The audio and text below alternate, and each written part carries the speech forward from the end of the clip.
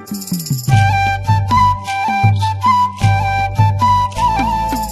समय की बात है। रामपुर नाम के एक छोटे से गांव में 3 भाई और उनकी एक छोटी बहन रहते थे। 2 बड़े भाइयों की शादी हो गई थी और एक छोटा भाई और बहन की अभी तक शादी नहीं हुई थी। छोटा भाई भाला फेंक खेल में काफी अच्छा था। उसे कई इनाम भी मिले थे और वो ओलंपिक्स में गोल्ड मेडल भी लाना चाहता था, जबकि छोटी बहन अपना पूरा समय घर के काम करने में लगाती थी। आज भी जब रीना काम कर रही थी तब उससे कुछ गलती हुई और उसकी भाभियां उसे डांटने लगी। रीना, तुम्हें क्या हो गया है? तुमने फिर एक बार कप तोड़ दिया है। क्या तुम कोई काम ठीक से नहीं कर सकती हो? रीना घबराई हुई और आंसू बहाती हुई बोलती है। मुझे माफ कर दीजिए भाभी, मुझसे गलती से कप टूट गया, मैं इसे अभी साफ कर दूंगी। वे दोनों रीना को डांटती ही रहती हैं। तभी छोटा भाई राजन वहाँ पर आता है। भाभी, ये सिर्फ एक कप ही तो था, रानी का इरादा इसे तोड़ने का नहीं था। राजन, तुम इन सब बातों में मत पड़ो, तुम ही हो जो इस सब के लिए जिम्मेदार हो। उससे गलती से कप टूट गया, आप रानी को इतना क्यों डांट रहे हो? एक तो तुम दोनों कुछ करते नहीं हो और दोनों ही भाइयों के ऊपर पलते हो। तुम दोनों कब तक यहाँ भाई के पैसों पर जियोगे? तुम हमारा ही खाना खा रही हो और तुम तो कुछ काम भी नहीं करते जिससे घर में पैसा आए। भाभी की यह बात सुनकर राजन और रीना दोनों को बहुत बुरा लगा। दोनों घर के एक कोने में बैठकर बातचीत कर रहे थे। चिंता मत करो रीना, भाभी की बात को दिल पर मत लेना। जल्दी ही मैं ओलंपिक में स्वर्ण पदक लाऊंगा और फिर उसके बाद तो हम लोग कहां से कहां पहुंच जाएंगे। फिर तुम्हारी शादी भी बहुत बड़े घर में कर देंगे। हाँ भाई, मुझे तुम पर पूरा विश्वास है, आप ओलंपिक में स्वर्ण पदक जरूर जीतेंगे। रीना, तुम्हारी खुशी ही मेरे लिए सब कुछ है। मैं तुम्हारे सपनों के बीच में कुछ भी नहीं आने दूंगा। भाई, मैं हर दिन आपकी सफलता के लिए प्रार्थना करूंगी। हाँ, याद रखना रीना, तुम एक खूबसूरत दुल्हन बनोगी, सारी खुशियाँ तुम्हारे पास होंगी। हाँ, हम साथ मिलकर इन हालातों से निपट लेंगे। अगले दिन सबसे बड़ा भाई उमेश अपने ऑफिस जा रहा था। तभी उसे उसी के गांव का एक आदमी मिला। उमेश कैसे हो? अरे श्यामलाल जी, मैं ठीक हूँ। कहिए। उमेश, मैंने तुम्हारी छोटी बहन को देखा था, हमें वो बहुत ही अच्छी लगी और वैसे भी मैं अपने बेटे राजेश के लिए बहू ढूंढ ही रहा था, तो सोचा तुमसे बात कर लूं। हाँ, क्या बात कर रहे हो श्यामलाल जी? ये तो बड़ी ही अच्छी बात है। देखो उमेश, बात तो ऐसी है कि हमें दहेज लेनी ही नहीं है, लेनी नहीं चाहिए। हमें बस आपकी बहन चाहिए।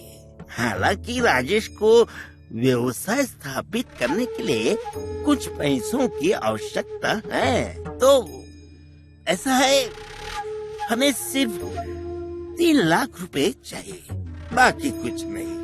3 लाख? 3 लाख तो बहुत बड़ी रकम है श्यामलाल जी। इतने पैसों की व्यवस्था करना हमारे लिए निश्चित ही कठिन है। नहीं नहीं उमेश, मैं तुम्हारी चिंता समझता हूँ। तुम इस पर विचार करो। मेरा बेटा भी बहुत बड़ा है, अब बस उसे व्यवसाय स्थापित करना है, उसे भी लेना पसंद है। मेरा विश्वास करो, आपकी बहन हमारे परिवार में बहुत अच्छे से ही रहेगी। तुम बिल्कुल भी परेशान मत हो, सब ठीक हो जाएगा। हाँ उमेश, सोचो 3 लाख, हाँ बाकी कुछ नहीं है। उमेश श्यामलाल जी की बातों पर विचार करते हुए अपने ऑफिस चला जाता है। शाम को जब सभी काम से लौटते हैं तब उमेश श्यामलाल से सुबह रीना की शादी को लेकर हुई चर्चा के बारे में घर में सभी को बताता है। सुनती हो, श्यामलाल जी का ये शादी का प्रस्ताव काफी अच्छा है, उनका परिवार भी काफी सभ्य लगता है। हाँ भैया, आप एकदम सही कह रहे हो, हमें ना इस रिश्ते के लिए हाँ कर देनी चाहिए। लेकिन वो जो 3 लाख रुपए मांग रहे हैं, हम वो कैसे दे पाएंगे भैया? उसमें सोचना क्या है भैया, हम तीनों भाई 1-1 लाख रुपए देंगे और बाकी शादी का खर्च आपस में बांट लेंगे, जो और 1-1 लाख रुपए होगा। इसका मतलब हम तीनों 2-2 लाख रुपए देंगे। लेकिन मैं इतने पैसे कहाँ से लाऊंगा भैया? मैं तो अभी कुछ काम भी नहीं कर रहा हूँ और मेरे लिए इतने पैसे जमाना बहुत ही मुश्किल है। मैं अभी भाला फेंक में स्वर्ण पदक भी लाना चाहता हूँ। राजन, देखो हम इस प्रस्ताव को ना नहीं कह सकते। तुम्हें पैसों का इंतजाम करना ही होगा। चाहिए तो तुम इसलिए कोई नौकरी कर लो। स्वर्ण पदक तुम लाओगे नहीं लाओगे इसका अभी कुछ कह नहीं सकते, इसलिए अभी तुम पैसा जुटाने का कुछ सोचो। अगले दिन राजन भाला फेंक का अभ्यास करने मैदान जाता है, लेकिन वो अभ्यास करने की जगह शांत एक जगह बैठे हुए अपने विचारों में खोया रहता है। तभी उसका दोस्त उसके पास आता है। अरे राजन, क्या हुआ? तुम बड़े उदास लग रहे हो। क्या बताऊं यार, मेरे बहन की शादी तय हुई है और हम तीनों भाई उसकी शादी के लिए 2-2 लाख रुपए देने वाले हैं और मुझे नहीं पता कि इतने पैसों की व्यवस्था मैं कैसे करूंगा। तो राजन देखो, वैसे मुझे एक तरीका पता है। अगर तुम इसे करोगे तो तुम्हें बहुत पैसे मिलेंगे, लेकिन उसके बाद तुम कभी खेल नहीं पाओगे। लेकिन तुम किस बारे में बात कर रहे हो? मैंने एक आदमी के बारे में सुना है जो किडनी खरीदता है। यदि तुम अपनी एक किडनी बेच देते हो तो तुम्हें इससे काफी अच्छा पैसा मिल जाएगा। क्या? ये क्या कह रहे हो तुम? तुम मुझे अपनी किडनी बेचने का सुझाव दे रहे हो? देखो राजन, मैं समझता हूँ ये एक बहुत बड़ा निर्णय है, लेकिन तुम कुछ काम भी नहीं कर रहे हो। तुम खुद अपने भाइयों के ऊपर पल रहे हो, फिर ऐसे में इतने पैसे कहाँ से लाओगे? लेकिन अगर मैं ये किडनी बेच दूंगा तो मैं दोबारा नहीं खेल पाऊंगा। ओलंपिक में स्वर्ण पदक लाना ही मेरा सपना है। नहीं, ये मैं नहीं कर सकता। इतना सब बोलकर राजन वहाँ से घर चला गया। राजन घर लौटा तो उसने देखा कि उसकी भाभियां रीना को पूरी तरह से डांट रही है। तुम दोनों कब तक यहाँ भाई के पैसों पर जियोगे? हम दोनों अपनी तरफ से पूरी कोशिश कर रहे हैं भाभी। हम आप पर बोझ नहीं बनना चाहते। तुम हमारा ही खाना खा रही हो और तुम तो कुछ काम भी नहीं करते जिससे घर पे पैसा आए। दोनों भाभियां नहीं जानती थी कि राजन उनकी बातें सुन रहा था। इतना सब सुनने के बाद राजन का दिल भारी हो जाता है। वो उदास मन से बाहर जाकर एक कोने में बैठकर सोचता रहता है। हताशा से भरे राजन ने अपना निर्णय ले लिया, जिसने उनके जीवन को हमेशा के लिए बदल दिया। फिर अगले ही दिन राजन अपने दोस्त के पास चला गया। अमर, मैंने निर्णय कर लिया है। मैं किडनी बेचने के लिए तैयार हूँ। तुम मुझे उन लोगों के पास ले चलो। क्या आप बात कर रहे हो राजन? तुम सच में ऐसा करना चाहते हो? हाँ अमर, मेरे लिए मेरी बहन की खुशियाँ ही सबसे अधिक महत्वपूर्ण हैं। ठीक है, तुम फिक्र मत करो, मैं तुम्हें उस आदमी के पास ले जाऊंगा। दोस्त से बात करने के बाद राजन घर लौटा। राजन जब घर लौटता है तब वो देखता है कि उसकी भाभियां फिर एक बार रीना को डांट रही हैं, लेकिन इस बार वो भाभी से बात करने चला गया। भाभी, बस बहुत हो गया। अब तो आप रीना को बेवजह डांटना बंद कर दो। कुछ ही दिनों में उसकी शादी होने वाली है। शादी? कैसे होगी शादी? हाँ तो कहाँ से लाओगे तुम इतना पैसा? अपने हिस्से का पैसा कैसे दे पाओगे तुम? आप पैसों की चिंता मत करो, मैंने उसका इंतजाम कर लिया है। ओह सच में? क्या आपको जादुई तरीके से पैसा मिल गया? देखिए, मैंने कहा ना कि मैं पैसे दे दूंगा। आप पैसों की चिंता मत करो। राजन गुस्से से वहाँ से चला गया। फिर रात को रीना और राजन घर के आंगन में बैठे बात कर रहे थे। भाई, आपके पास इतने पैसे कहाँ से आए? आपके पास नौकरी भी नहीं है। रीना, ज्यादा मत सोचो, मैंने पैसों का इंतजाम कर लिया है। तेरी खुशी ही मेरे लिए मायने रखती है। लेकिन भाई, मुझे चिंता हो रही है। रीना, तुम परेशान मत हो मेरी बहन। 2 लाख बहुत बड़ी रकम है और मैं नहीं चाहती कि आपको मेरी वजह से परेशानी हो।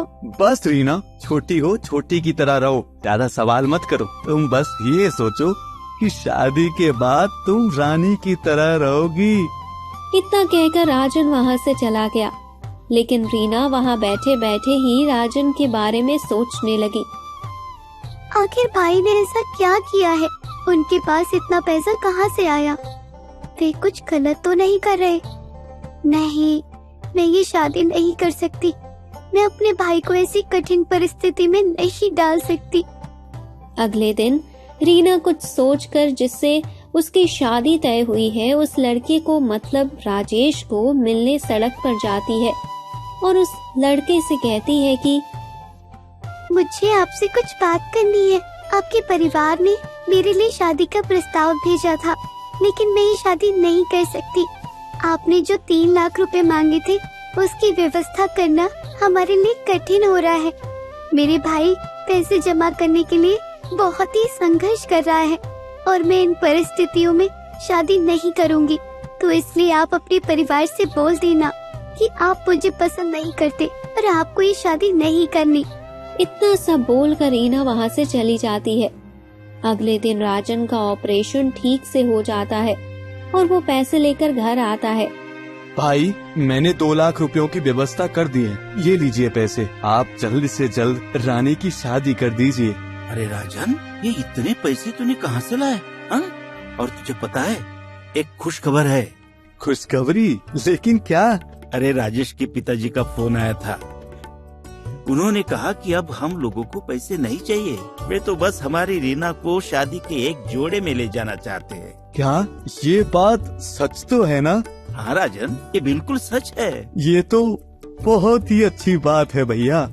तो अब बाकी फिक्र मत कर, ये ले तेरे पैसे, हाँ रख तेरे पास। तभी एक पियून एक पत्र लेकर उनके घर आता है और राजन का नाम पूछकर उसे पत्र देकर चला जाता है। राजन पत्र खोलकर पढ़ता है और उसकी आंखों में आंसू आ जाते हैं।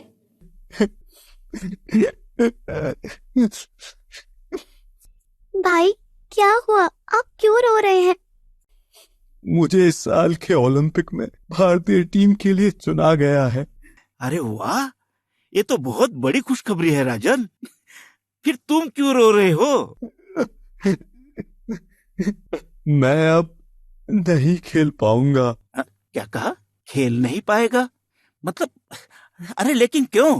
तुम तो कितने अच्छे से भाला फेंक खेलते हो। फिर क्यों नहीं खेलोगे? क्योंकि मैंने अपनी एक किडनी बेच दी है और एक किडनी के साथ खेलना मुमकिन नहीं है। क्या? क्या कहा राजन? अरे तुम्हें क्या कह रहे हो? क्या तुमने अपनी किडनी बेच दी? लेकिन तुमने ऐसा क्यों किया?